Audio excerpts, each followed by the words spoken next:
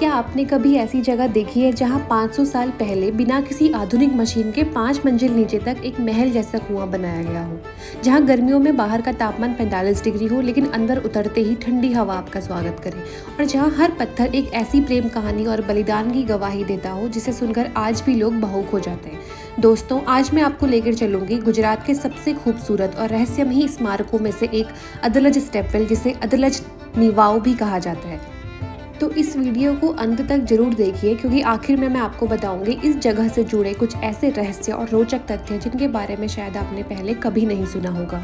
Adalaj stepwell पहुंचने में अहमदाबाद से लगभग 30 से 40 मिनट लगते हैं, क्योंकि इसकी दूरी है 18 किलोमीटर, जबकि गांधीनगर से यहाँ पहुंचने में 15 से 20 मिनट लगते हैं, क्योंकि इसकी दूरी गांधीनगर से लगभग 9 से 10 किलोमीटर के बीच में। अहमदाबाद या गांधीनगर कहीं से भी अगर आपको जाना है तो यहाँ से आप ऑटो कर सकते हैं या कैब कर सकते हैं। मैं ऑटो से गई थी।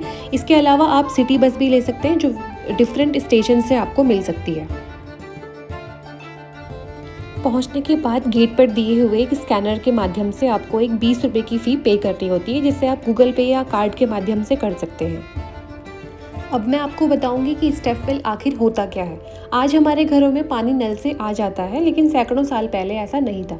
बारिश का पानी बचाने के लिए भारत के सूखे इलाकों में गहरे कुएं बनाए जाते थे, जिन तक पहुंचने के लिए सीढ़ियां बनाई जाती थी। इन्हें स्टेपवेल, बावड़ी, बावली या गुजरात में वाव कहा जाता है।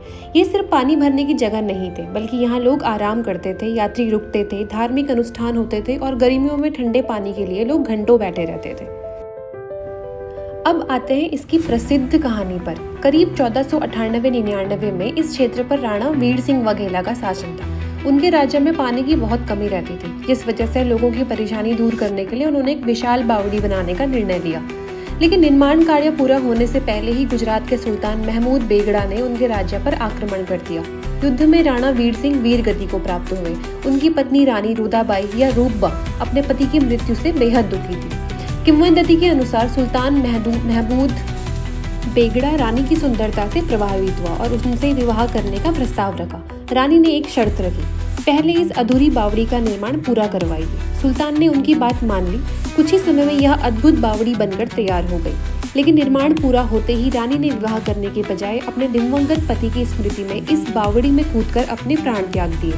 हालांकि यह कहानी लोक कथाओं पर आधारित है, जबकि शिलालेख यह पुष्टि करते हैं कि बावड़ी का निर्माण 1498-99 में पूरा हुआ था। अब बात करते हैं इसकी शानदार इंजीनियरिंग की। यह बावड़ी लगभग 5 मंजिल गहरी है।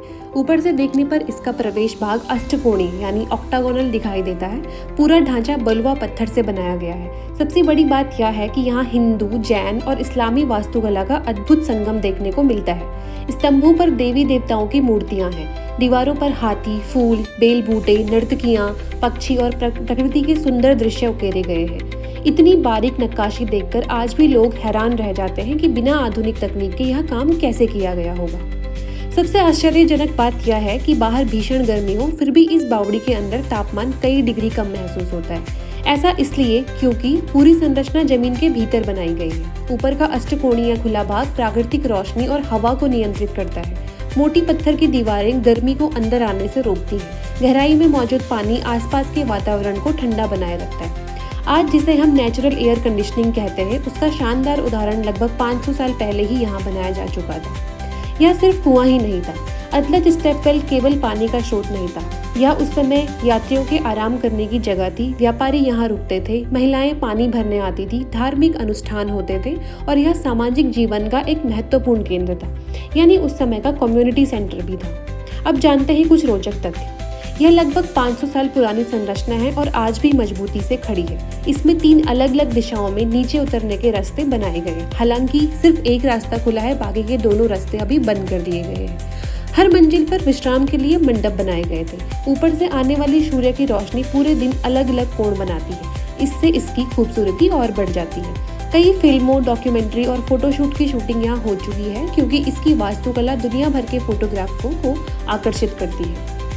आज अदलज स्टेपवेल केवल एक पर्यटन स्थल नहीं है, यह हमें सिखाती है कि हमारे पूर्वज जल संरक्षण, पर्यावरण और इंजीनियरिंग में कितने आगे थे।